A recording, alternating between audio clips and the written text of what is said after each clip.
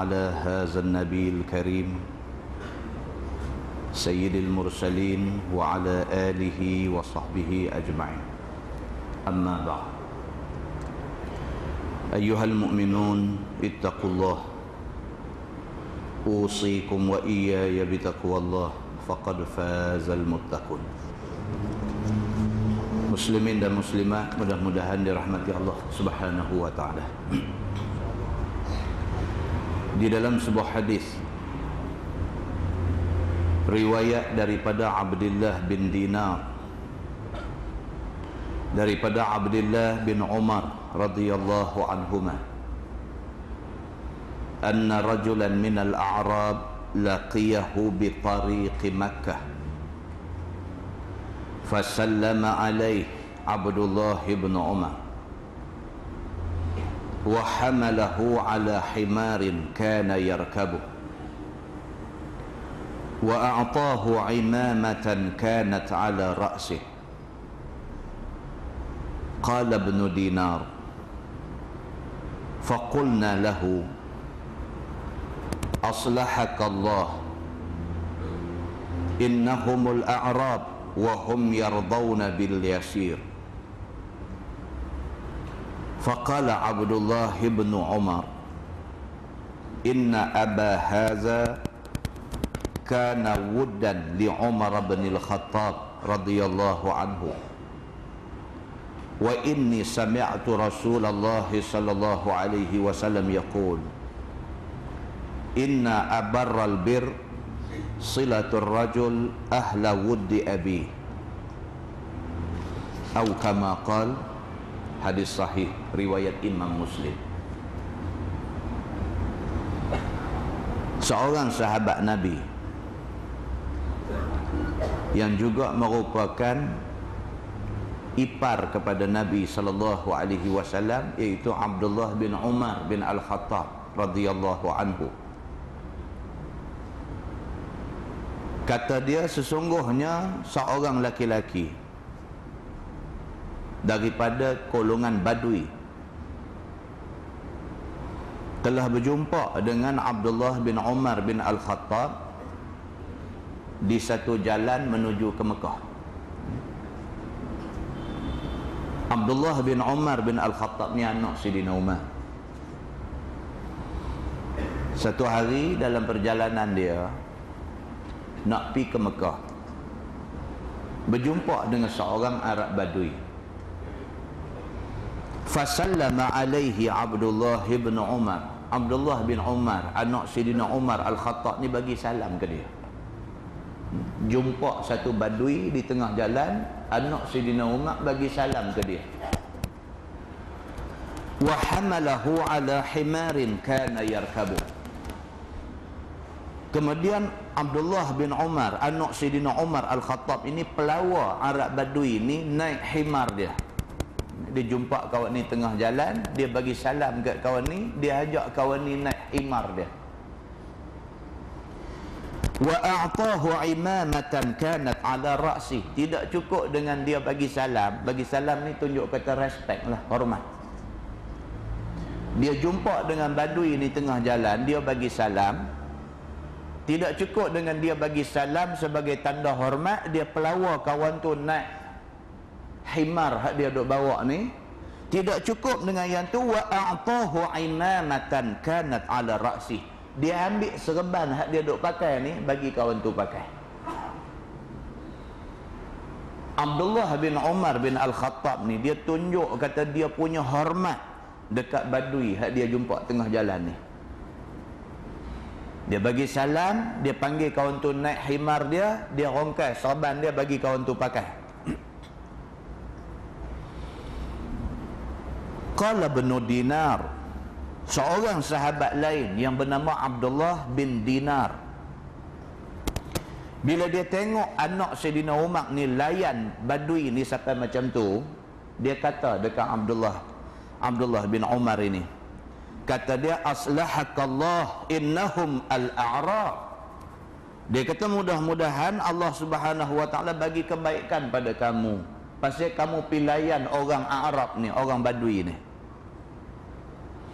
Wahum yardawna bil yasir. Dia kata yang kata orang Badui ni, depa ni adalah golongan Arab pendalaman, orang hulu, yang biasanya orang tak hormat depa ni.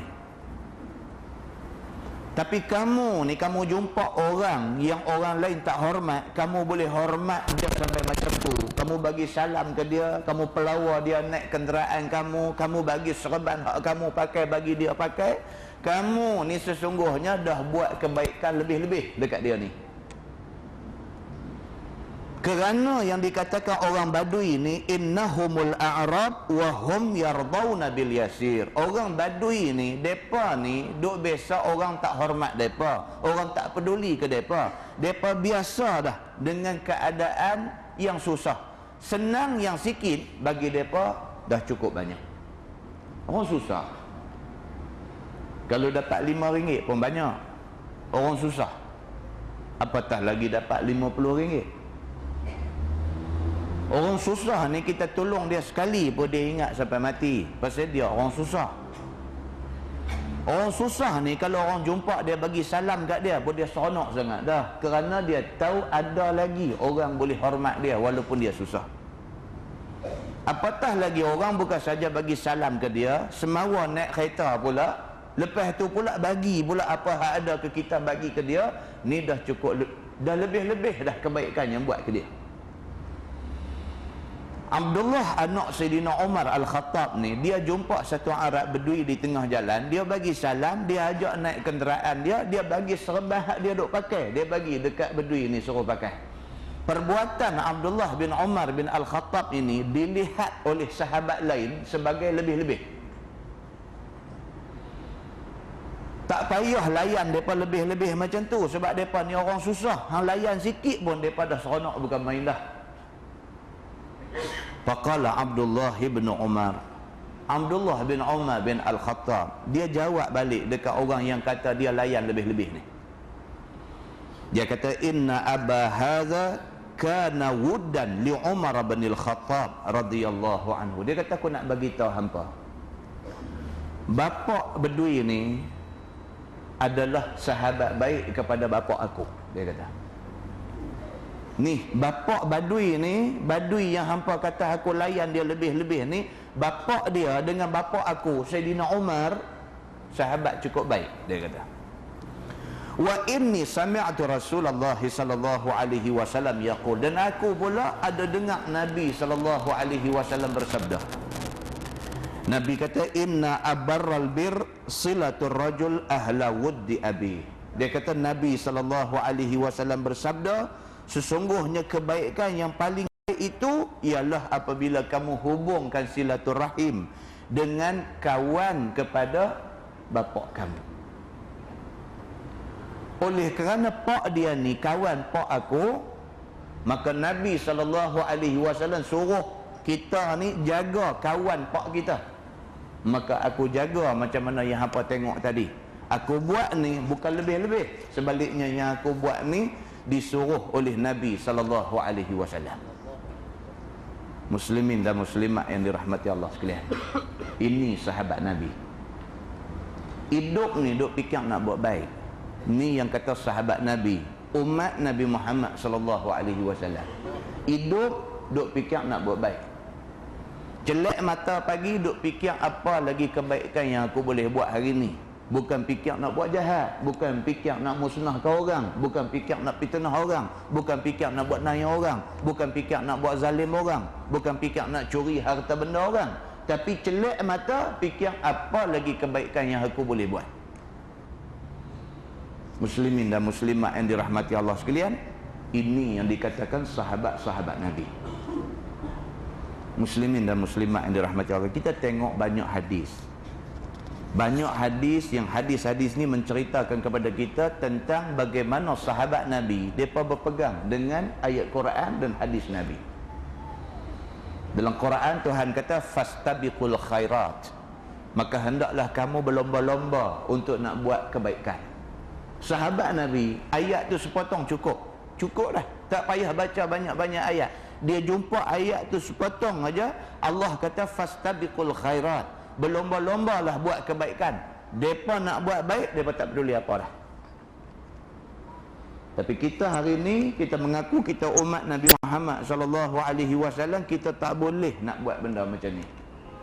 Kita tak boleh nak buat khairat, kita tak boleh nak buat kebaikan pasal hati kita tidak bersih. Hati kita tak bersih.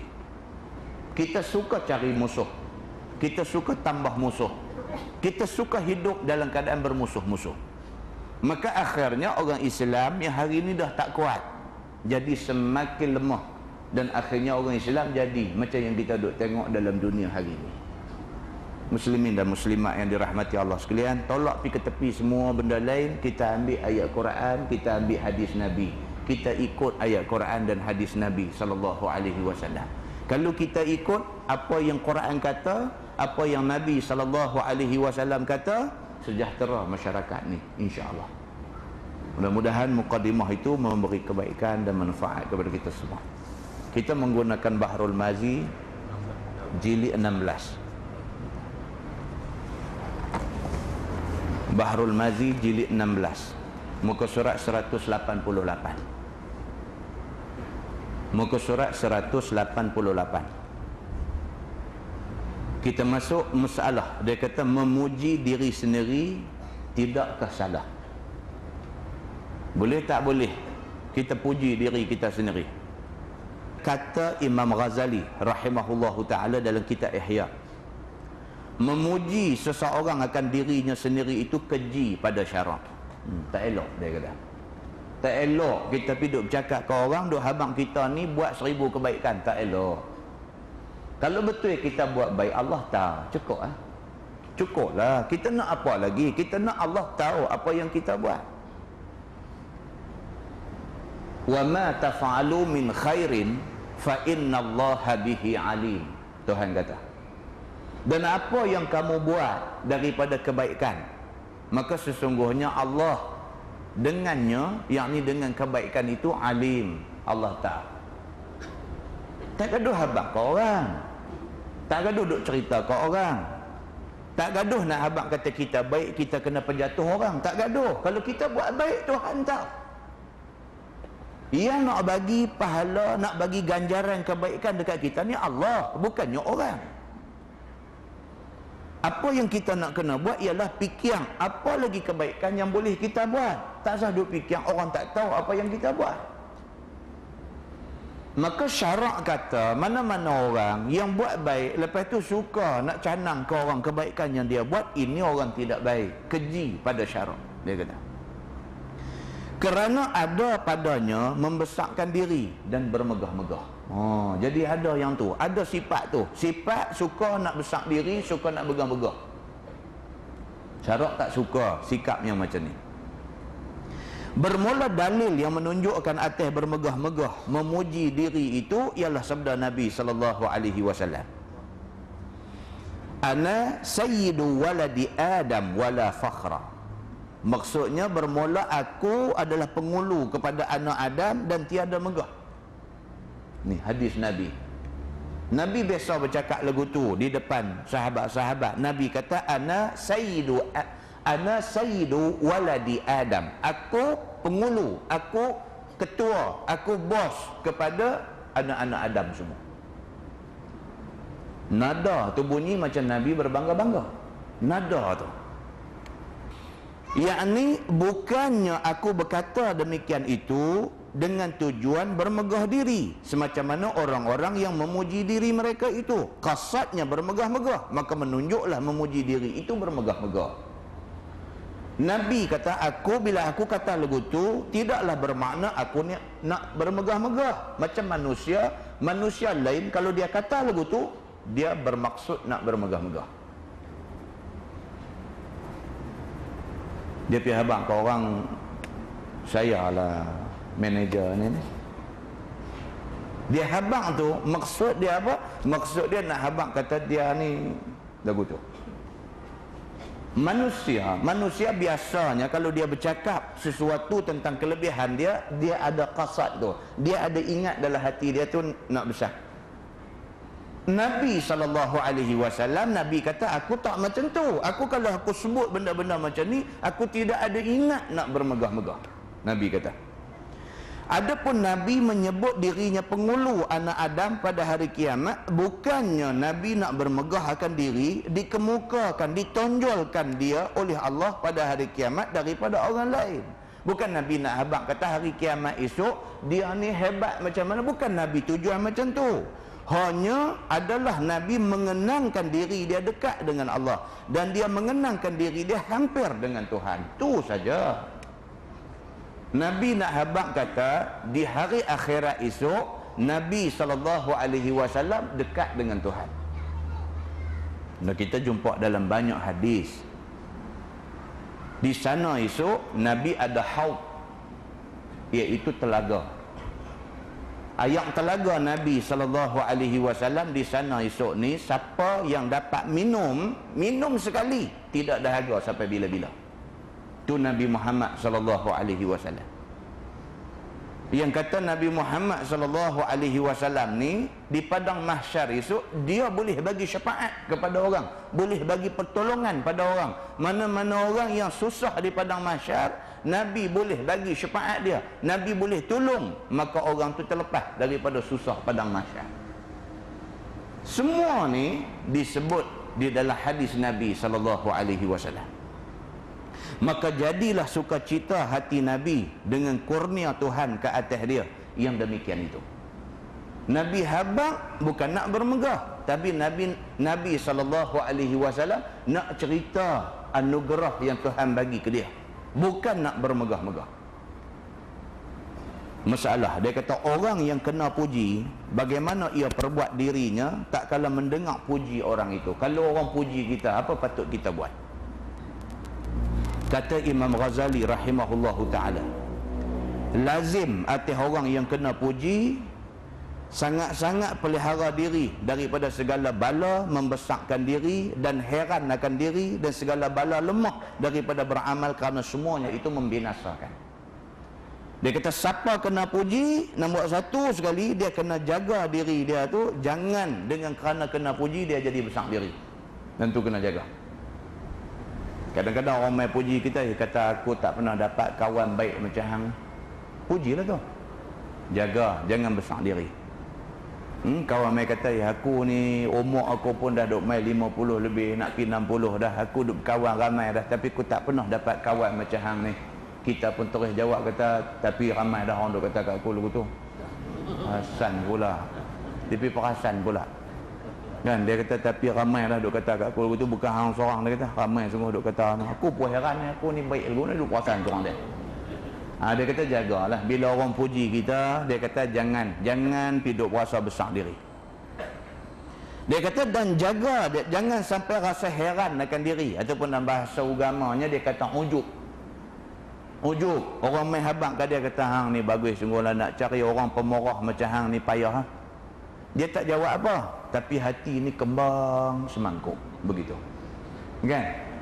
Dia merasa dia lagu tu seorang-seorang dia. Tak habaq kau orang, tak nampak kata dia besar diri, tapi Allah tahu kata dalam ni kembang semangkuk. Tak ada orang macam aku. Dia duduk ingat lagu tu seorang dia, sampai balik rumah nak tidur pun duduk kodek kaki seorang-seorang lagi. Dia duduk seorang-seorang dia. Yang ni dia panggil ujub pun tak mau. Kalau kena puji, besar diri pun tak mau, duk perasan dalam diri pun tak mau. Dan yang ketiga, dia kata kalau kena puji, dia kata jaga jangan sampai kita jadi lemah nak melakukan amal ibadat. Bila orang main duk puji kata kita bagus, kita duk syok dengan pujian tu, kita jadi korang dah buat amal. Sebab kita kata hak kita duk buat lah pun orang kata bagus sangat dah, tak payah tambah dah. Jaga jangan sampai jadi macam tu, kerana semua itu dia kata membinasakan, bagi rosak amalan yang kita dah buat. Dan dia kata tidak selamat orang yang kena puji itu, melainkan dia kenai akan diri dia lemah dan taksir. Dan sepatutnya orang yang kena puji, bila orang puji dia kena cek balik kelemahan dalam diri dia. Dia kena cek balik. Manusia tuan-tuan takkan tak ada kelemahan. Walaupun 10 orang kata kita bagus, kita sendiri takkan tak tahu kelemahan kita.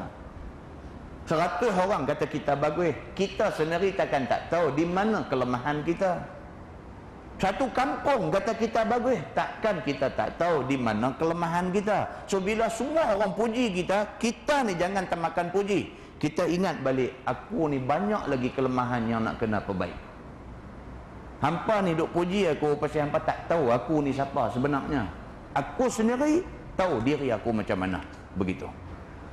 Dia kata, dan amat amati, yang ni jaga-jaga pada bahaya akhir umur. Mau duk ingat, bila orang duk puji kata kita bagus, kita bagus, kita bagus, mau duk ingat, ujung umur kita tak tahu nak di mana lagi. Hari ni alhamdulillah nampak kita okey, main masjid, semayang, jaga elok dan sebagainya. Tahun depan tak tahu. Berapa ramai orang yang buat permulaan yang cantik, tunjuk kata dia ni tak mau dah benda-benda tak elok, tinggal habis, mula dah duk main masjid, mengaji sana sini dan sebagainya. 2 tahun mengaji cemuih. Berapa ramai orang macam tu?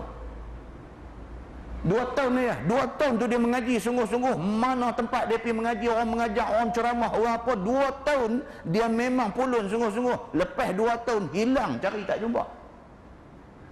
Nak kata alim besar dah orang mengaji sampai habis umur duk mengaji pun tak alim besar lagi. Dia 2 tahun alim dah. Yang inilah yang Nabi SAW takut. Bila Nabi tengok ada sahabat terlampau-lampau sangat duk pulun, Nabi kata dekat dia, Nabi kata Allah Subhanahu Wa Ta'ala tidak pernah jemu untuk nak bagi pahala dekat kamu. Cuma takut kamu jemu untuk nak cari pahala daripada Allah. Kalau kamu pulun agama ni, kamu pulun sampai mati, sampai akhir hayat kamu, hari penghabis kamu mati dalam keadaan duk mengaji agama, sampai akhir hayat tu Allah akan bagi pahala dekat kamu. Takut kamu aja cemuih, Tuhan tak cemuih. Takut kamu cemuih. Mengaji setahun, mengaji 2 tahun, cemuih tentang agama ni. Dia berasa dia tahu semua. Kita tak tahu lagi apa nak jadi. Kalau baru 2 tahun duk ikut agama, kita dah cemuih. Tuan-tuan boleh bayang, kita tak kena hidup 10 tahun lagi. Kita tak kena hidup 20 tahun lagi. Kalau 2 tahun dah cemuih 10 tahun, macam mana kita nak mengaji agama? 20 tahun, macam mana kita nak mengaji agama? 2 tahun dah cemuih, 20 tahun mustahil kita boleh nak mengaji agama. Muslimin dan muslimat yang dirahmati Allah sekalian, mana-mana orang yang tinggal agama, tinggal pengajian agama, dia sendiri kena cek diri dia. Dia akan rasa dia sendiri makin lemah. Dia mesti lemah punya. Kita ni bila duk main mengaji ni, duk dengar ni, dia duk charge balik kita ni. Kita dengar. Kalau lama dah tak baca Quran, balik malam ni baca. Kalau kita dah lama dah duk tinggal puasa sunat hari Senin, hari Khamis, lama dah tak buat. Dulu 2 tahun lepas aku duk mengaji rajin dulu, betul. Aku memang rajin buat puasa sunat hari Senin, hari Khamis. Tapi lah ni sejak aku duk tergelincang tak pergi mengaji ni, puasa Senin, Khamis aku tak buat lama dah. Dia sendiri boleh tahu kelemahan yang duk kena pada diri dia, dengan kerana dia tidak dengar tazkirah agama, dia makin lemah. Ilmu tidak menjamin kita, tuan-tuan. Ilmu tak menjamin kita. Amalan yang kita buat kalau ikhlas, itu yang Allah Subhanahu Wa Ta'ala akan tengok.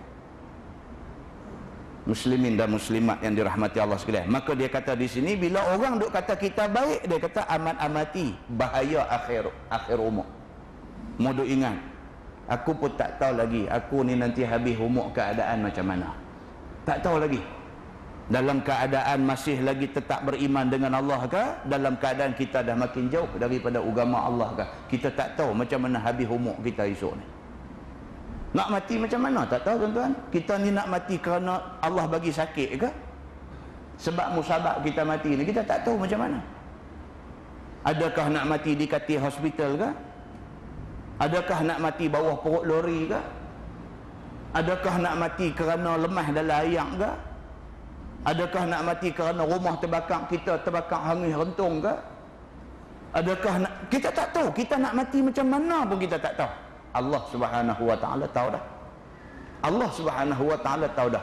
Bentuk kematian macam mana, bila nak mati, mati dalam keadaan beriman ke takkah? Allah Subhanahu Wa Ta'ala tahu dah.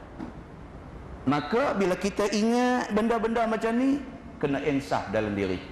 Kena insaf dalam diri. Kena ingat kata, aku ni sampai habis umur, aku nak aku rapat dengan Allah Subhanahu Wa Ta'ala. Kerana aku manusia lemah, macam-macam boleh jadi kat aku pada bila-bila masa. Dan amat amati pada segala yang halus daripada riak. Dia kata, jaga. Dia kata, jangan sampai kita jadi riak. Jadi nak tunjuk ke orang, kata kita lebih baik daripada orang. maka bahawasanya itu syirik yang khafi. Dia kata itu syirik yang tersembunyi, kita tak sedar.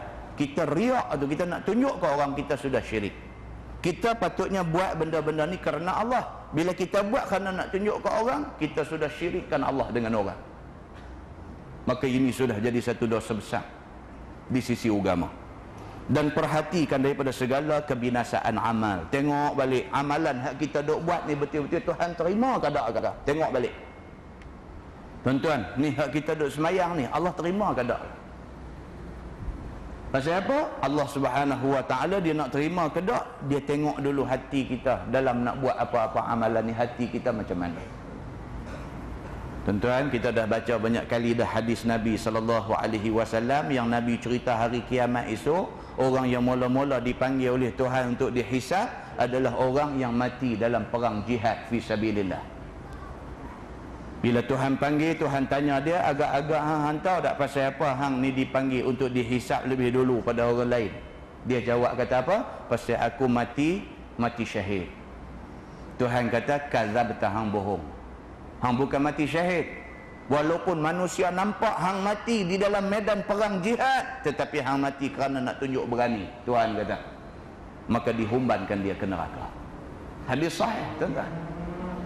Dibawa mai pula satu orang, Tuhan tanya pula dia, hang ni agak-agak hang tahu tak pasal apa yang dibawa mai untuk dihisap lebih dulu daripada orang lain?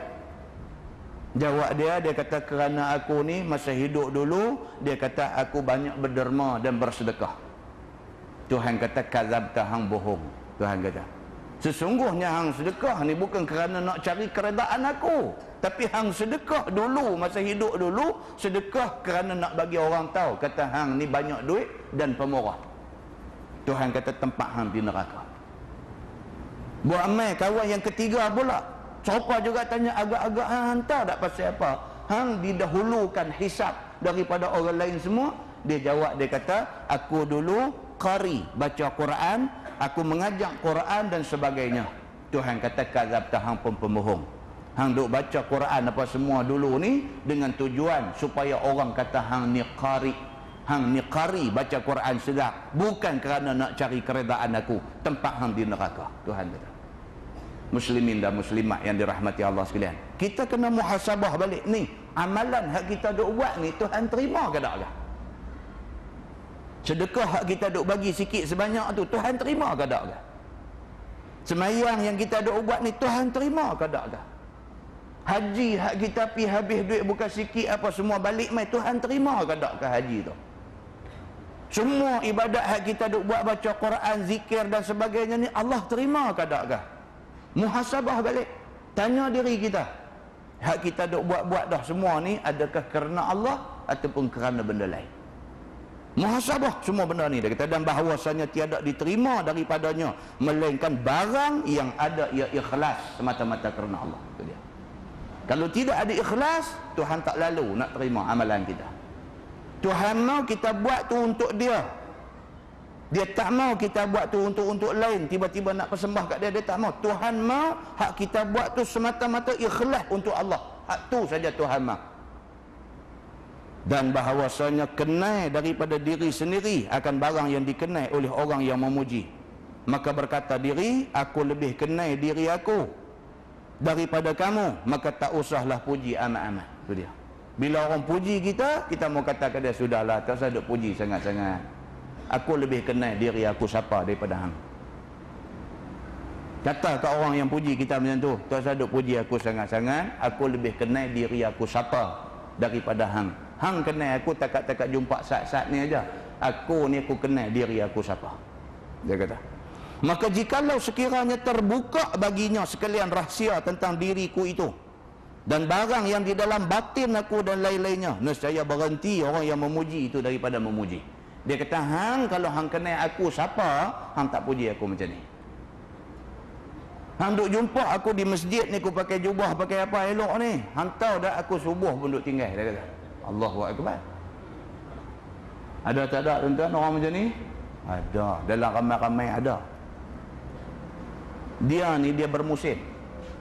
Dia mengaji ni pun bermusim. Musim pesta bola dia korang mengaji. Kan? buat ceramah pun orang korang, mengajar masjid pun orang korang. Pasal apa? Pasal nak tunggu tengok bola di rumah.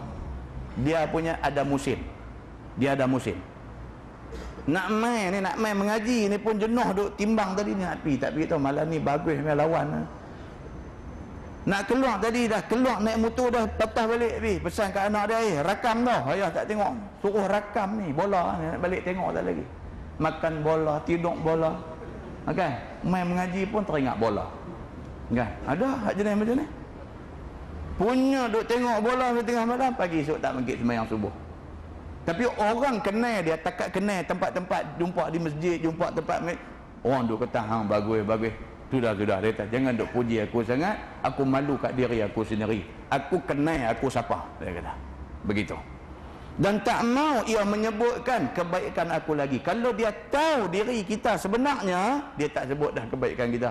Dia kata dia ni pun teruk, dia kata siapa kita ya. Jadi lagu tu. Baik, dia kata maka atas yang tersebut ini dizahirkan benci. Dia kata puji dengan menghinakan orang yang memuji itu. Dia kata dengan cara ni, dengan cara kita sebut balik kelemahan kita, bermakna kita boleh selamatkan diri kita daripada terpedaya dengan pujian orang tu. Maka jika nampak pada yang demikian itu keselamatan bagi halnya atau ketiadaan hormatnya dengan sebab menghabiskan usaha baginya pada bandingan barang yang dipujinya, dan jikalau dengan diam di sisinya sekalipun dan berpaling muka daripadanya atau masukkan kalam lain seolah-olahnya tidak dengar pujian itu, maka kepadanya isyarat hadis Nabi SAW di dalam hadis tadi. Dia kata kalau boleh bila dia duk puji kita tu, kita divert bang tajuk pergi ke lain, alih tajuk sembang pergi ke lain. Dia duk kata kita bagus, dia kata hang baguslah, aku tak jumpa dah kawan macam hang apa semua. Kita kata kemarin apa nama pusing tajuk pergi ke lain bang. Ataupun kalau kita pusing kau lain pun dia duk masuk tajuk tu juga. Dia kata palingkan muka seolah-olah tak usah nak bercakap dengan dia, tengok ke lain bang, buat tengok ke mana ke apa, tak usah duk layan cakap dia. Pasal apa? Lagi kita duk gembok dia, lagi dia duk puji kita lebih-lebih. Ni semua leceh. Begitu.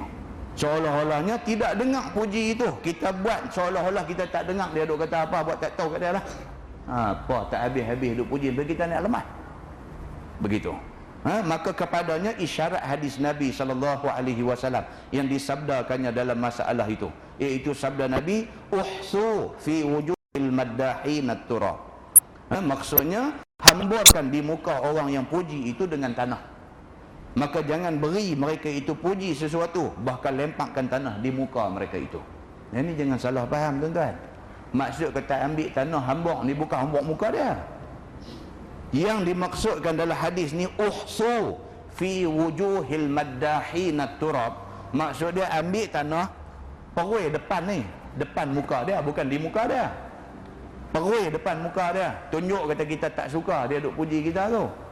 Tapi duk cekak tanah perui pergi muka dia, tak boleh. Islam tak suruh macam tu. Kan? Kadang orang dia salah faham hadis ni. Dia ambil perau pasang di muka kau tu. Takkan Islam suruh kita buat lagu tu? Baik.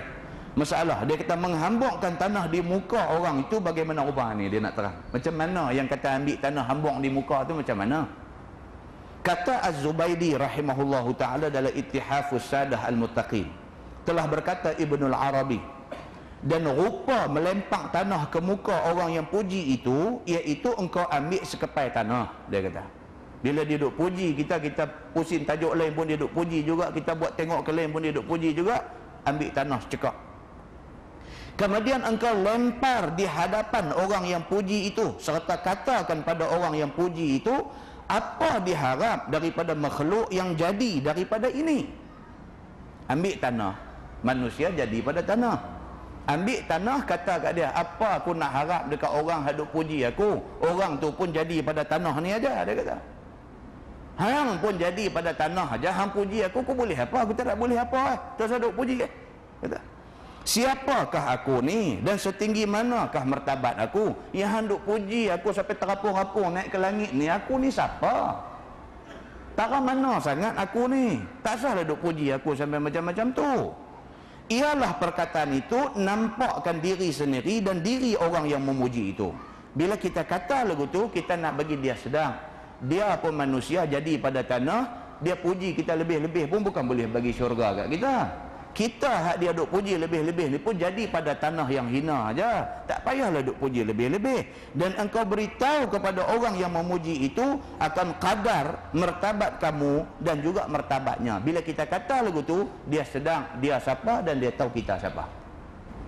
Tajuk baru dia kata bab ma jaa fi suhbatil mu'min, iaitu bab yang datang pada menyatakan hadis yang membicarakan bersahabat dengan orang yang mukmin. Ini pula dia nak cerita, kita orang Islam disuruh berkawan, jadikan kawan rapat kita daripada kalangan orang Islam juga. Begitu. Ketahuilah saudaraku, adalah syarak kita, memecut kita biar mencari taulan itu, taulan yang mukmin yang kamil. Dia kata, kalau nak cari kawan yang mukmin, yang sempurna keimanan dia. Begitu. Oh tuan-tuan, kawan-kawan pengaruh cukup besar dalam hidup kita. Kita kawan dengan orang yang rajin dengan agama, kita jadi orang yang rajin dengan agama. Kita kawan dengan kawan merapu, kita merapu. Kawan ni cukup kuat, influence dia dekat kita cukup besar. Sampai satu peringkat, hak kawan kata baik, kita kata baik. Sampai satu peringkat, apa kita nak buat, kawan kita tentukan.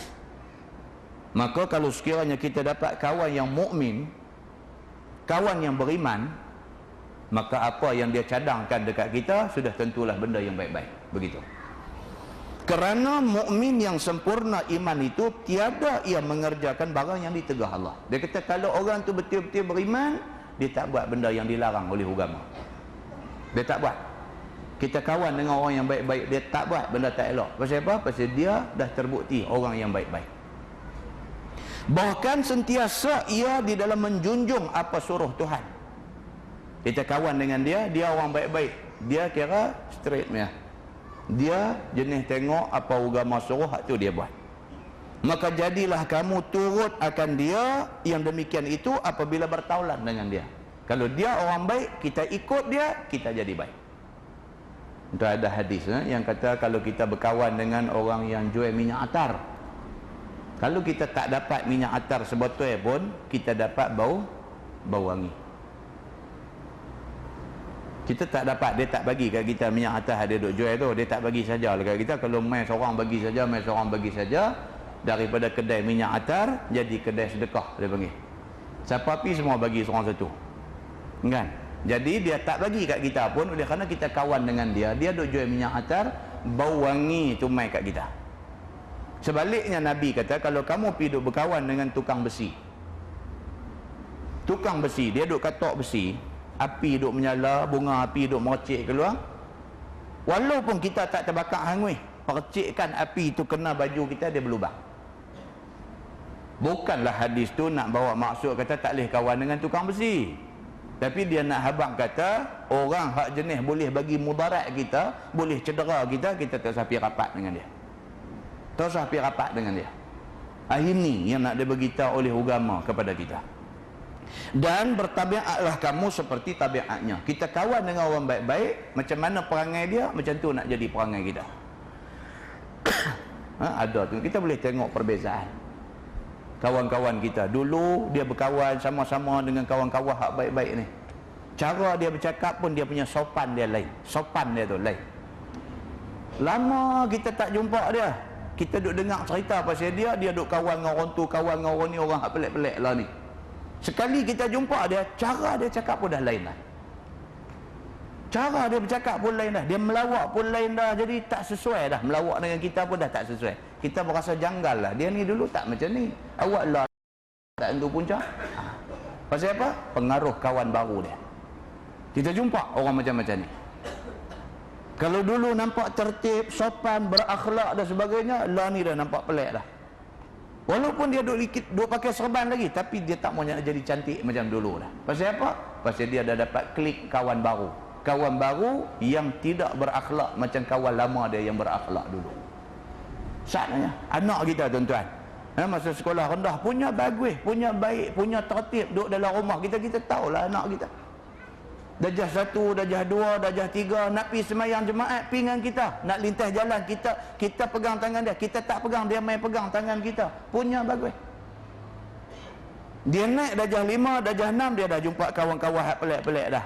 Bukan kata nak lintas jalan kita nak pegang tangan, dia tak mau. Jemaat pun dia tak pi, dia pemurung kita. Kita kata saat lagi pi dengan ayah, dia kata tak apa, dia nak pi dengan kawan. Kita duk sangka dia pi. Kita sampai di masjid duk perhati tengok tak nampak pun dia ni duk tang mana apa semua. Saat lagi kita balik masjid, dia pun balik, macam balik semayang juga. Rupanya dia duk tipu kita. Satu hari bila kita duk teropong tengok, rupanya dia tak pergi masjid, dia pergi dengan kawan dia tang mana ke, time balik dia balik. Kawan tu menyebabkan dia sudah berubah jadi legu orang lain. Kadang-kadang kita ni hanya tinggal kenangan, duk terkenang-kenang aja dulu macam mana punya bagusnya anak kita dengan kita ni, tetapi yang ni semua dah tinggal kenangan. Lah dia tak macam yang kita duk ingat dah. Lah dia dah jadi orang lain dah dengan kita. Muslimin dan muslimat yang dirahmati Allah sekalian. Dia kata dan bertambah berkat hidup kamu dengan sebabnya. Kita berkawan dengan orang baik-baik ni, kehidupan kita berkat. Berkat ni tuan-tuan maksud dia apa? Allah Subhanahu wa taala bagi ketenangan dekat kita. Berkat hidup kita. Tenang. Masa kita duduk berkawan dengan kawan-kawan hak baik-baik dulu, tenang. Tak ada nak jadi serabut, nak jadi tak ada. Kita okey aja. Dan jangan kamu bertaulan dengan kafir, kerana kafir akan memimpin kamu kepada kufurnya. Hidup berkawan dengan orang kafir, tak banyak sikit dia duk masuk main hak agama dia, nak ajak bagi kita suka sekali. Dia nak ajak kita suka sekali kepada agama dia. Ini memang mission yang ada dekat mereka semua. Begitu. Dan juga jangan bertaulan dengan orang maksiat, kerana orang yang maksiat itu orang jahat, maka jadi jahat kamu sepertinya. Hidup kawan dengan orang yang maksiat ni, minum arak, berzina dan sebagainya. Boleh sembang di meja kedai kopi, cerita pasal dia berzina, sembang di kedai kopi, tak ada segan silu, tak ada malu. Orang macam ni kita nak jadi kawan kita. Duduk di kedai kopi, di tempat terbuka, belakang ada meja orang lain, ada meja orang lain, dia boleh duduk bersembang, cerita dia pergi duduk melanggan perempuan jalang mana kan, dia duduk sembang di meja kedai kopi. Orang macam ni kita nak buat kawan? Oh jangan. Lambat laun kita nanti pergi jadi serupa dia juga. Begitu. Bermula dalil atas syarak kita menyuruh bertaulan dengan orang yang mukmin ialah hadis yang dikeluarkan oleh Imam At-Tirmizi. Kata dia an Abi Sa'id annahu sami'a Rasulullah sallallahu alaihi wasallam yaqul la tusahib illa mu'minan wa la ya'kul ta'amak illa taqi. Diriwayatkan daripada seorang sahabat Nabi sallallahu alaihi wasallam, nama dia Abi Sa'id Al-Khudri radhiyallahu anhu, bahwasanya telah mendengar dia Nabi sallallahu alaihi wasallam bersabda, jangan berkawan melainkan orang mukmin yang sempurna iman. Nabi bagi satu order, satu arahan, jangan kawan melainkan kita pasti dia orang yang beriman. Nabi kata, dan jangan makan akan makanan kamu melainkan orang yang takut akan Tuhan. Nak belanja, biar kita belanja orang yang takut dekat Tuhan. Jangan pergi duk belanja orang tak tentu punca, rugi duit. Pergi duk belanja ahli maksiat, rugi duit. Kalau nak belanja, kalau nak ajak pergi ke rumah nak jamu makan, biar orang yang kita belanja, orang yang kita nak jamu makan tu orang yang beriman. Begitu. Kata Imam At-Tirmizi, ini hadis hasan. Hanya sahaja kami ketahui ini hadis daripada ini wajah. Memberi makan dan berjamu orang. Sesungguhnya syarak telah menyuruh kita apabila mau jamu makan apa-apa makanan, maka hendaklah dijamu orang yang takut Allah. Dia kata, kita nak buat kenduri, kita nak jamu makan, jamu orang yang beriman, yang takut dekat Tuhan. Kerana orang yang takut akan Allah itu, iaitu orang yang menjunjung apa suruh Tuhan. Maka apabila dijamu akan dia makan, maka jadilah orang yang menjamu itu tolong atas dia memperbuat taat kepada Allah. Kita jamu orang yang baik-baik makan, bila dia makan makanan yang kita jamu, dia jadi kuat. Kekuatan tu dia guna untuk ibadat Tuhan. Cantik Kerana dengan makanan itu jadi kuat ia dan berbuat ibadat dan berbuat taat ia. Bersalahan kalau kamu jamu orang fasik dan orang ahli maksiat. maka kamu tolong dia berbuat maksiat dengan kuat. Kerana menjadi kuat atas demikian itu, yakni dengan makanan yang dijamu itu. Kata ulama, adalah yang tertentu pada menjamu orang yang takut akan Allah itu pada jamuan walimah kahwin saja. Dan apa jamuan yang tertentu? Adapun jamu umum, maka ikutlah firman Tuhan, wa yut'imuna at-ta'ama 'ala hubbih miskinan wa yatiman wa asira. Dan boleh jamu sekalian kamu akan makanan itu dengan sukanya akan orang yang miskin, anak yatim dan orang-orang tawanan. Dia kata terutamanya kenuri kahwin, tak usah panggil orang-orang yang jenis ahli maksiat. Hak jamuan biasa kita tengoklah, kalau dia miskin, kita jamu dia kerana dia miskin. Walaupun dia ni tak berapa bagus agama, tapi dia orang miskin. Kalau kita tak bagi makan, mungkin dia tak ada benda nak makan. Kita jamu dia atas dasar dia miskin. Yang tu disuruh oleh agama, suruh berbuat baik. Anak yatim, kita tahu mak tak ada, pak tak ada, budak ni susah, kita bagi ke dia. Walaupun kita tahu budak ni tak berapa baik sangat dari segi agama, tapi dia ni susah, mak pak tak ada dan sebagainya, kita jamu atas dasar tu, tidak jadi salah. Tapi kenuri kahwin, dia kata orang-orang yang terkenal sebagai ahli maksiat, dia kata tak usah duk jamu makan orang-orang macam ni semua. Bab baru dia kata bab ma jaa fi sabri 'alal bala. Iaitu bab yang datang pada menyatakan hadis yang membicarakan sabar atas bala. Ini tuan-tuan, ini kalimah yang mudah sebut tapi susah nak tanggung. So, nak sabar bukan senang. Nak sabar ni bukan senang. Kawan saya seorang, anak baru aja habis hafal 30 juzuk Quran, Mahat Hafiz Pulau Pinang. Baru aja. Kan? Baru habis ujian, lulus. Ingat 30 juzuk Quran. Ni bulan Jun, bulan depan Julai nak terima diploma daripada Mahat Hafiz. Aksiden 2-3 hari lepas meninggal dunia. Aksiden. Sahabat saya ni anak laki-laki seorang tu aja. Seorang tu aja. Inilah harapan dia. Kan? Allah uji dia macam tu. Lembut lutut ni. Lembut lutut. Anak perempuan 3, anak lelaki seorang. Seorang ni, anak lelaki ni seorang ni, dia punya rapat dengan anak dia. Saya duk tengok daripada anak dia sekolah rendah dulu, duk pergi sembahyang di masjid ni, sama ada dia bawa motor, anak duk belakang, atau anak bawa motor, dia duk belakang. Punya rapat dengan anak ni. Dia pernah kata kat saya, dia kata, Ustaz, anak saya ni kalau dia boleh ingat 30 juzuk Quran, dia tak kerja apa pun tak apa dah. Dia pergi masjid sembahyang, jadi imam apa semua sudah. Bagi saya dah cukup sejuk hati dah. Dia kata, tak kerja apa pun tak apa dah. Dia kata, dia punya letak harapan tinggi kat anak dia ni. Allah Subhanahu Wa Taala test dia. Anak duk hafal Quran ni, dia punya duk bagi semangat dekat anak ni, bagi semangat, ulang pergi tengok apa anak mau semua bagi hafal Quran sampai anak dapat 30 juzuk. Duk panas-panas lagi 30 juzuk, baru ujian, baru lulus, baru nak dapat diploma bulan depan. Allah ambil dia, aksiden dengan lori, dia bawa motor, meninggal. Lembut lutut. Dia pula pergi mesyuarat masjid. Habis pada mesyuarat masjid, terus pergi makan kenduri. Terlupa nak bawa handphone pula. Bila berlaku ni kejadian ni, orang nak kontak tak boleh, sebab handphone dia tak bawa. Di rumah ni pakat dia menangis habis dah. Dia tak tahu apa lagi. Dia balik mai tengok satu rumah pakat menangis. Tanya apa dia? Isteri mai bergantung. Terus abang kata, ayah anak kita tak ada dah. Dengar lembut lutut, gelap mata terus. Anak yang menjadi harapan ni, lembut lutut ni, tak larat berjalan, duduk sengak air mata je keluar cerita kesedihan. Tuan-tuan, Allah uji manusia ni 1001 macam ujian. Dia uji atas batang tubuh kita, dia uji isteri kita, dia uji anak. Ada yang isteri sakit kena breast cancer, berobat macam-macam sampai potong buang, lepas tu duk pergi kemoterapi dan sebagainya, sampailah doktor sahkan kata sel kanser mati. Habis dah tak ada dah sel kanser, semua dah selesai. Tahu dia duk main sakit pinggang pula. Apa hal pula sakit pinggang? Bawa pergi doktor cek kanser tulang pula dah. Allah test ni, test. Dia tak test kita, dia test orang yang dekat dengan kita, isteri. Masa dia duk kena kemoterapi pasal breast cancer tu pun Allah yang mengetahui macam mana susahnya hidup kerana isteri jadi macam tu. Susah hidup ni.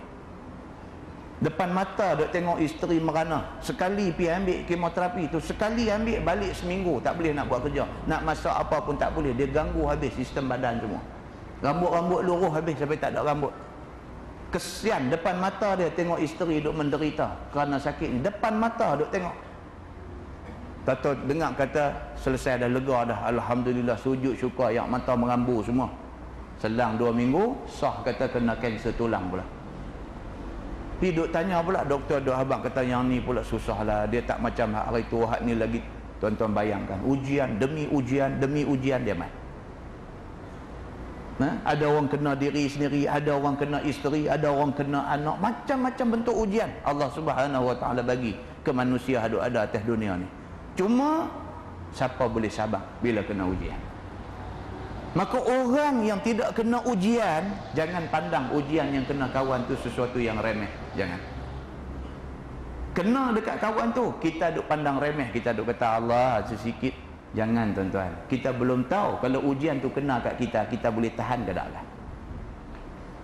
Kita jangan duk petik lidah ringan-ringan, pi duk pelekeh, pi duk hina orang yang kena uji dengan Tuhan ni. Pasal apa? Pasal kita tak kena.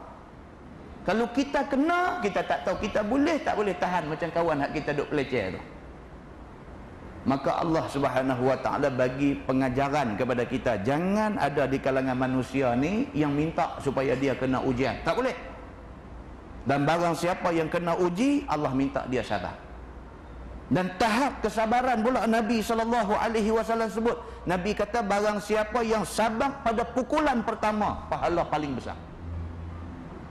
Siapa yang sabar pada pukulan kedua, pukulan ketiga, pahala dia makin kurang. Maksud sabar pukulan pertama tu, masa kena tu dia sabar ke tak? Kalau masa tu dia sabar, dia cukup cantik di sisi Tuhan. Tapi kalau masa kena tu dia tak sabar, dia lupa diri, dia jadi bercakap merapu dan sebagainya, sampai orang main nasihat apa semua, baru dia okey balik. Dia tak tahan masa pukulan pertama, pukulan kedua baru dia okey, pahala kurang sikit. Mana-mana orang yang kena ujian tu, dia terima. Dia terus terima, kata yang ni takdir Allah Subhanahu Wa Taala, Tuhan dah tentu macam ni, dan benda ni ditentukan kena dekat aku. Aku reda dengan apa yang Tuhan tentukan. Yang ni cukup cantik di sisi Tuhan. Tapi lagi sekali kita kata, sabar satu benda yang mudah sebut, susah nak menanggung. Begitu. Dia kata dekat kita, ini bab datang pada menyatakan hadis yang membicarakan sabar atas bala. Bala ni maksud ujian. Bahasa Arab dia kata bala. Dalam bahasa Melayu maksud dia ujian. Begitu. Ketahuilah saudaraku, sabar atas bala ni satu perkara yang penting atas tiap-tiap orang. Sabar ni penting. Dengan kerana tak sabar, rumah tangga boleh punah rana. Dengan kerana tak sabar, rumah tangga boleh berkecai. Dengan kerana satu orang hantar SMS, mai dekat telefon laki kita, ada baru ni satu kes, mai jumpa berkeli sampai nak runtuh rumah tangga. Mai duk minta nasihat. Kita tanya-tanya, punca dia satu saja. Punca dia satu hari, tak siapa pun tak tahu, pergi hantar SMS mai dekat laki dia. Hantar SMS tu membayangkan seolah-olah laki dia ada satu affair dengan perempuan lain. SMS tu seolah-olahnya mai dari satu perempuan mana atau ayat tu menunjukkan perempuan hantar. Suami duduk dalam bilik ayam, duduk mandi, telefon bunyi tek-tek, mesej masuk. Bini sudah pergi ambil buka, baca ketang di. Yang kau duduk ketang sejuk mandi, yang dia duduk ketang tunggu hang keluar mai. Aku tahu lah sekejap lagi aku nak bagi hang jadi arnab kan, nak bagi hang jadi, sekejap lagi hang titau. Duduk tunggu ni ketang dah. Yang hamba Allah ni keluar mai lompat, bini terus pegang dia. Kata abang cakap terus terang kat saya, terus duduk pegang Quran dah, nak suruh junjung lah apalah semua. Yang Syekh ni tak tahu apa semua. Dia kata apa-apa, jangan duk cakap banyak. Allahu Akbar. Akhirnya mula-mula akhirnya baru tahu silap. Siapa Syekh mana tu pergi nak hantar dekat orang lain, pergi tekan nombor kawan ni. Tekan nombor tuan-tuan, kadang-kadang nak tekan nombor 9 dia pergi kena nombor 8. Dengan kerana 9 pergi kena 8, pergi rumah orang lain. Pergi rumah orang lain, kawan ini tak boleh sabar dah. Tengok tu terus buruk kau cemburu sampai bukan-bukan nak relai satu rumah tangga yang dah bina berapa belas tahun. Sabang lah, nanti sat dulu tengok siapa dia, tengok nombor siapa yang hantar ni, hang call balik pergi kat dia, tanya dia siapa, jom kita pergi jumpa dia. Aku nak heran apa, aku bukan kenal dia yang lelaki ni. Oh, dia kata pandai duk buat oh, tak selesai juga. Punca dia pasal apa? Sabang tak ada. Banyaklah cerita nak bawa cerita kata Sabang tak ada, boleh lingkup masyarakat pun ada. Begitu. Baik, dia kata melainkan orang yang kuat iman dan orang yang yakin kepada Allah Subhanahu wa taala. Orang ni okey. Orang yang kuat iman, yakin kepada Allah, dia punya kesabaran tinggi. Dia kata. Maka jikalau seseorang itu sakit dirinya ataupun sakit anak isterinya, nescaya susahlah hatinya. Siapa pun macam tu. Siapa pun macam tu. Kita sakit. Mulalah sakit tu dah satu pasal. Ni duk fikir ni kalau mati esok bini tak kerja, anak ramai. Nah, dia main serabut. Isteri sakit pun susah juga. Dia susah fikir kata kalau mati dia ni aku nak nikah dengan siapa pula lepas. Jatuh pun susah juga. Banyaklah masalah. Anak sakit susah juga. Suami isteri pun jadi susah bila anak sakit ni. Pergi kerja pun tak senang. Duk tunggu saat lagi telefon pergi di rumah, saat lagi telefon di rumah macam mana punya badan panas lagi ke apa. Kita kerja pun tak senang. Cerita dia Allah Subhanahu wa taala bila dia bagi satu susah dekat kita, susah habis semua orang. Sabar, kita boleh kontrol keadaan susah yang berlaku ni. Dia kata tiadalah ia tahu buat apa kerana keluh kesahnya dan tiada senang hatinya. Tu dia. Orang yang apabila ditimpa susah ni dia jadi tak tahu punca. Jadi tak tahu nak buat apa, buat yang ni tak kena, buat yang ni tak kena, pasal apa? Hati ni keluh kesah. Dia nak buat pertimbangan pun dah tak boleh, melainkan mendatangkan rampus dan juga bebai dan juga sebagainya. Kalau orang yang tidak sabar, bila Allah test dia sikit ujian, terus jadi bebai, jadi perongeh, jadi nak marah, jadi nak macam-macam jadi. Allah nak test ni macam-macam tuan-tuan. Macam-macam. Dia test bagi kereta rosak. Pun satu bentuk ujian kecil. Tapi ada orang kerana kereta rosak, rumah tangga terlibat sekali. Allah test bagi kereta rosak. Bila kereta rosak buat pergi pomen katanya ni mau nak kena 2-3 ribu punya harga. Dia dengar 2-3 ribu, mula balik dia buat nak tidur tak boleh. Bila mai pula musim hujan nak pergi kerja dengan kereta rosak, nak keluar pergi dengan motor basah hujan, mula dia buat perongeh. Keluar tengok hujan, terajang motor jatuh terguling. Allahu akbar. Perongeh ni banyak dah. Dia terajang motor tu tak pasal-pasal, jatuh terguling habis. Meradang pasal hujan ni, pasal nak pergi kereta rosak, nak pergi dengan kereta tak boleh. Lepas tu merawit. Bini pula pergi cakap pula sikit. Dia pergi duduk tendang motor yang tak bersalah tu pasal apa? Cari pasal. Dia beralih mai kat bini dia pula, dia kata yang ni semua hang punya pasal. Dia kata, bini dia kata saya buat apa kat kereta abang? Pergi duduk jadi lawyer bercakap pula. Saya buat apa kat kereta abang yang pergi kata saya punya pasal? Dia kata bukan hang buat apa kat kereta aku. Hari tu aku ada juga simpan duit 2-3 ribu dalam bank. Hang dah pergi ambil duit tu buat beli apa kat hari tu ni. Ni semua hang punya pasal. Dia mula detala kat bini pula. Lingkup. Bila cek balik punca kereta rosak. Yang tu punca dia. Dia boleh jadi panjang. Kesabaran penting tuan-tuan. Ni, contoh kita buat ni berlaku dalam masyarakat.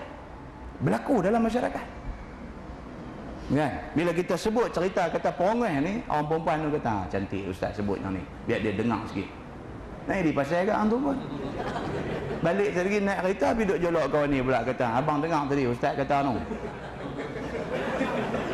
Yang lelaki ni, mulut muncung awak kata. Dia kata lain kali ni lah, dia kata jangan dia buat perongeh lagu tu. Dia cakap sekali sengap sunyi pula. Cari pasal kata. Perongeh bukan boleh buang dandan. Dia kena pelan-pelan nak buang perongeh. Yang hang ni dengar-dengar terus nak suruh kau ni tinggal perongeh. Kena lah kita. Tuan-tuan, sabar ni kita kata dah dia mudah sebut, tapi nak sabar susah. Nak sabar susah. Demikianlah apa bala yang kena ke atas seseorang yang kurang iman itu. Maka mereka jadi tiada sabar. Siapa pun kalau Tuhan test saya, dia boleh jadi tak sabar. Boleh jadi. Dan jikalau seorang itu sedikit amat imannya ataupun kafir ia, maka selalulah berlaku membunuh diri dengan sebab sedikit ujian diturun Allah kepada dia. Ada juga orang yang sampai macam tu. Allah bagi sikit masalah kat dia, masalah tu akhirnya merebak jadi besar, yang sebenarnya boleh selesai, tapi oleh kerana dia tipis iman, dia duk nampak jambatan Pulau Pinang. Dia dulu nampak jambatan tu lagu ada orang duk gamit dia serupi. Dia mula ni orang tak ada iman. Dia boleh naik motor pergi tengah-tengah jambatan, dia tungkat motor, terjun turun. Ini dia nak selesaikan masalah ujian yang Tuhan bagi kat dia tu, dia tak boleh tanggung, dia selesai dengan cara tu. Ini orang tidak beriman. Dia kata tak mau macam tu. Seperti yang banyak kita dengar berlaku di dalam surat Khabar dan seumpamanya. Tuan-tuan, ni kitab ni tulis tahun 40 dulu ni. Tahun 40-an dulu dah ada orang macam ni. Ada sikit ujian Tuhan bagi, terus nak bunuh diri. Tak mau macam tu. Maka orang ini tiada berbahagia ya dunia akhirat. Orang yang mati bunuh diri ni, dunia memang tak bahagia. Orang yang bahagia atas dunia tak mati, dia nak minta kalau boleh panjang umur. Itu orang bahagia. Orang yang tak bahagia ni, dia tak mau hidup dah, dia duduk kira nak mati. Dunia tak bahagia. Bila dia mati bunuh diri, kekal di neraka. Akhirat langsung tak ada bahagia. Begitu. Baik, dan ada pun orang yang mukmin, yang kuat iman, sabar dia atas apa bala yang diturunkan Allah ke atasnya. Dan berharap dia pada Tuhan akan datang kelepasan dan kelapangan hati daripadanya. Ini orang beriman. Bila dia kena ujian, dia kena tes dengan Tuhan dengan satu ujian, dia simpan dalam hati dia. Takkanlah aku selama-lama nak diuji dengan susah ni. Akan ada satu hari Tuhan lepas aku daripada ujian ni. Inna ma'al usri yusra. Sesungguhnya bersama dengan susah ada senang. Tuhan kata, la susah, tahan sahat. Tahan sahat. Tak cepat, lambat sikit. Tuhan akan bawa mai kesenangan dekat kita. Orang beriman, dia percaya dengan ayat Quran. Walaupun ni dia tengah duk susah lah ni, tapi dia percaya dengan ayat Quran. Satu hari Tuhan akan bawa mai kelapangan dalam hidup dia. Dia akan lepas daripada kesempitan hidup. Dia yakin dengan Allah Subhanahu wa taala. Allah akan bagi dekat dia apa yang dia yakin tu. Begitu. Dan diiktikadkannya Tuhan membanyakkan rahmat ke atasnya dan membanyakkan khair baginya. Dan dia baik sangka dengan Tuhan. Walaupun lah Tuhan duk bagi susah kat dia, tapi dia baik sangka dengan Tuhan. Tuhan akan bagi kebaikan dekat dia satu hari. Dia yakin Tuhan akan bagi kebaikan pada dia. Dan menerima pahala sabarnya itu daripada Tuhan pada hari akhirat. Setidak-tidaknya kalau Tuhan uji aku dengan sakit ni, aku sabar, akhirat Tuhan tentu bagi ganjaran kesabaran aku. Dia yakin macam tu. Dan terhapus segala dosanya. Sebagaimana tersebut dalam hadis yang dikeluarkan oleh Imam At-Tirmizi an Anas radhiyallahu anhu qala Rasulullah sallallahu alaihi wasallam, "Iza aradallahu bi'abdihi al-khair, ajjala lahu al-uqubata fid dunya." Diriwayatkan daripada seorang sahabat Nabi sallallahu alaihi wasallam, nama dia Anas bin Malik radhiyallahu anhu, telah bersabda Nabi sallallahu alaihi wasallam, apabila dikehendaki Allah hambanya mendapat kebajikan, maka disegerakan baginya dera dalam dunia. Itu dia Nabi kata macam tu.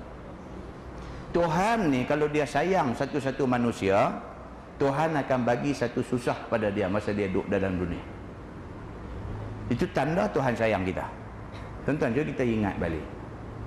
Waktu bila yang kita betul-betul ingat Tuhan? Waktu bila? Waktu susah. Waktu susah, waktu sakit, cukup ingat kat Tuhan. Waktu bila yang selalu kita terlupa kat Tuhan? Waktu senang. Terlupa. Kita tak bercadang nak lupa Tuhan, tapi terlampau senang terlupa. Terlupa. Tapi waktu sakit, waktu susah, ya Allah, Tuhanlah yang kita duk ingat selalu. Allah bagi mereka kita seorang, anak sakit, isteri sakit, mak sakit, ayah, orang yang kita sayang sakit. Tang mana kita nak pergi cari pertolongan? Tuhan. Bangkit noh. Tak pernah bangkit sembahyang malam bangkit. Bila duk tengok anak duk menderita sakit, pi duk berubat merata, habang kata tak ada harapan nak boleh baik, sembahyang. Sujud dalam sembahyang hajat ni, sujud tu ayak mata merambu, basah sejadah. Masa tu kita dengan Tuhan ni punya rapat, Tuhan saja yang tahu. Sujud kita ni bukan sujud kelakuan saja, sujud dengan hati kita, dengan diri kita, sujud habis kat Tuhan. Sujud segala-galanya, kita rasa kita ni tak ada apa dah, hina sehina-hina manusia. Allah ni cukup besar.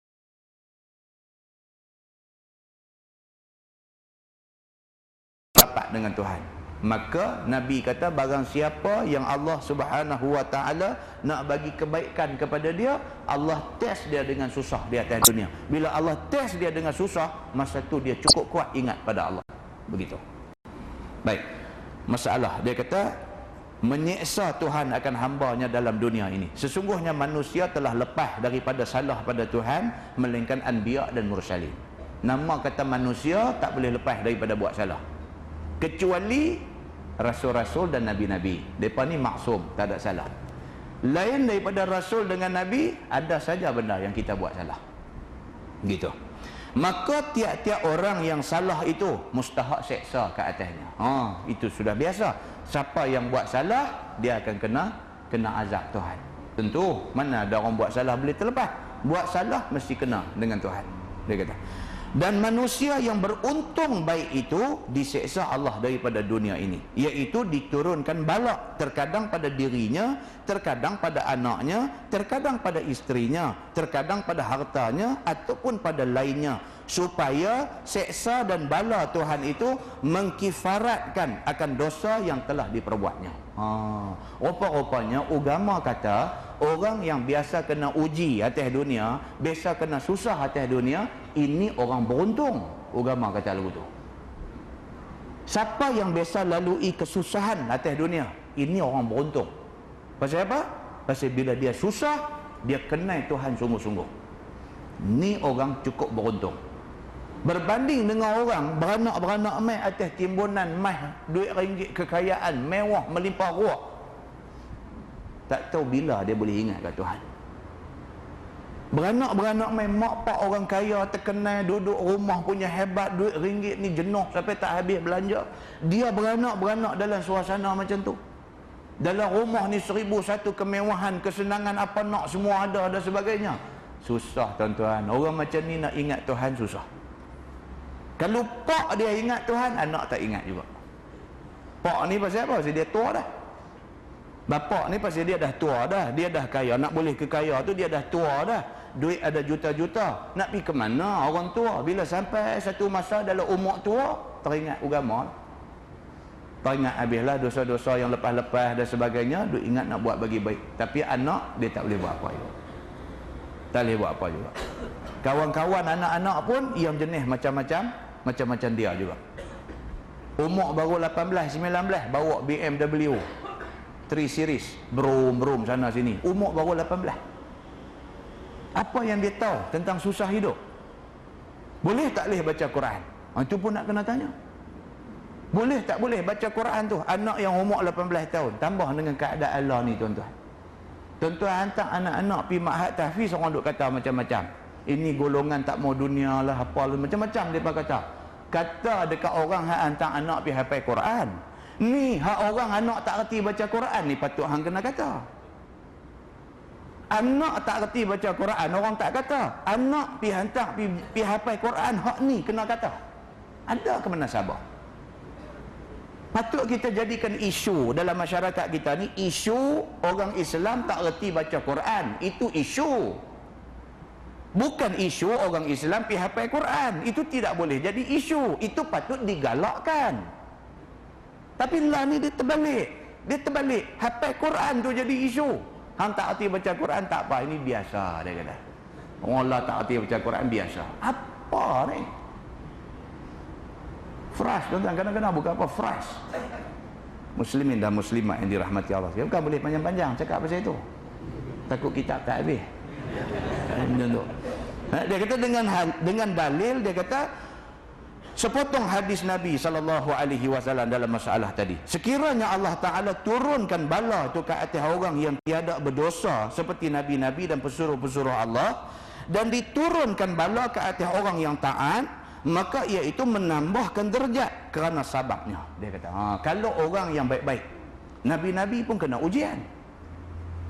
Kita duk baca banyak dah hadis. Nabi SAW tengah duk sujud semayang, orang main longgok perut unta busuk atas belakang. Nabi tengah duk sujud semayang, ada kawan nak main pijak tengkok Nabi. Allah Subhanahu Wa Ta'ala tak mau izin Nabi Muhammad kena pijak tengkok. Allah hantar main malaikat buat bagi nampak macam parit api di antara dia dengan Nabi sallallahu alaihi wasallam. Dia nak pi jijak tengkok Nabi tu. Dia dah bersumpah depan kawan-kawan dia, kalau betul Muhammad ni sembah Tuhan dia, sujud letak dia atas tanah, aku nak pi pijak tengkok dia kata. Aku akan patah-patahkan tengkok dia. Bila dia pi, dia tengok Nabi sujud, dia nak pi, tiba-tiba dia kata, aku nampak la khandaqan min nar. Aku nampak parit yang penuh dengan api. Dan aku nampak satu lembaga duduk tepi parit api itu. Dan lembaga itu seolah-olah macam nak terkam aku. Dia pun lari. Bila orang pergi habaq dekat Nabi SAW, ya Rasulullah, tadi masa kamu sujud, ada orang main nak pijak atas tengkok kamu. Nabi kata dia tak akan boleh pijak aku. Pasal apa? Pasal malaikat dihantar oleh Allah untuk jaga aku. Kalau dia pijak juga tengkok aku, Nabi kata malaikat akan koyak-koyak dia seperti mana orang koyak kertas. Tapi kecenderungan untuk nak buat Nabi itu ada. Bahkan lungguk perut unta busuk atas belakang Nabi, itu sabit daripada keterangan hadis dan sebagainya. Nabi-Nabi kalau kena uji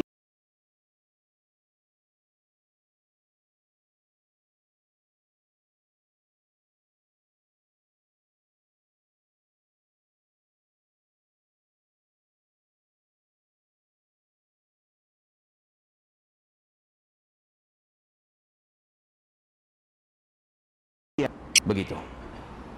Baik, dia kata, dan di sini seorang yang taat akan Allah apabila mendengar banyak pahala diberi Tuhan kepada bala yang diturunkan, maka jangan pula ada orang yang taat minta bala diturunkan Tuhan kepada dia. Kerana tidak tahu bala yang diturunkan Tuhan itu entah akan tiada terkuasakan untuk menanggungnya, maka menjadilah orang murka, menjadikan murka Tuhan kepada dia. Itu dia. Tak bolehlah bila kita baca hadis ni dengar kata orang yang beruntung ialah orang yang kena uji dengan Tuhan. Kita apa duduk minta kat Tuhan, ya Allah ujilah aku, ya Allah ujilah. Tak boleh. Dia kata salah. Salah. Kita tak boleh bakit bercakap pokoi dada bedung depan orang, kata saya tak heran siapa nak buat apa kat saya mai buat. Saya tak ada nak heran kat siapa. Saya takut Allah saja. Agama tak suruh macam tu. Agama tak suruh macam tu. Itu bukan cara dia. Nabi tak pernah cakap macam tu. Nabi tak pernah pergi duk jengkai orang, cari orang suruh jadi musuh dia. Nabi tak pernah buat kerja macam tu. Nabi buat kerja kebenaran. Kalau ada rintangan, itu sunnatullah. Itu takdir Allah nak kena ke dia. Tapi Nabi tidak pernah takabur, pergi pukul dada, suruh orang main ambil apa-apa tindakan dekat dia. Nabi tidak pernah buat kerja macam tu. Bahkan meminta supaya kita diuji, salah di sisi agama. Maka dia kata di sini pasal apa? Pasal takut. Kok saat ni ujian mai sungguh, kita tak boleh nak tahan. Dengan kerana tu kita rosak dari segi agama kita. Baik, dia kata maka menjadilah orang itu mendapat murka Allah Subhanahu wa taala. Dan sabda Nabi sallallahu alaihi wasallam lagi, wa iza aradallahu bi 'abdihi syarr amsaka anhu bi dhanbi hatta yuwafiya bihi yaumal qiyamah. Dan apabila dikehendaki Allah Ta'ala dengan seorang hambanya itu kejahatan, nescaya ditahannya daripadanya dengan dosanya, sehingga sempurnakannya dengan dia pada hari kiamat. Kalau orang ni dia duk buat dosa, Tuhan tak uji dia langsung. Dia buat dosa tapi lagi duk okey, lagi duk okey, lagi duk okey. Yang ni bermakna Tuhan nak bagi keburukan pada dia. Tuhan nak himpun semua sekali dosa hak dia buat, akhirat esok sedih Tuhan balas kat dia. Dia kena tu habis, tak angkat kepala. Ini tanda keburukan Allah nak timpakan kepada dia. Maka masalah dia kata menyeksa Tuhan akan hambanya di negeri akhirat. Wallahu a'lam. Kita sambung yang tu kemudian. Dia kata Tuhan seksa hamba dia di negeri akhirat. Seorang yang salah pada Allah itu tidak syak lagi akan diseksa oleh Allah di akhirat. Akan dibalas segala kesalahan yang dibuat semasa di atas dunia. Kita baca pada bulan depan insya-Allah. Subhanakallahumma bihamdika asyhadu an la ilaha illa anta Bismillahirrahmanirrahim. Wal 'asr innal insana illa alladhina amanu wa 'amilus salihati wa tawassaw bil haqqi wa tawassaw bis sabr.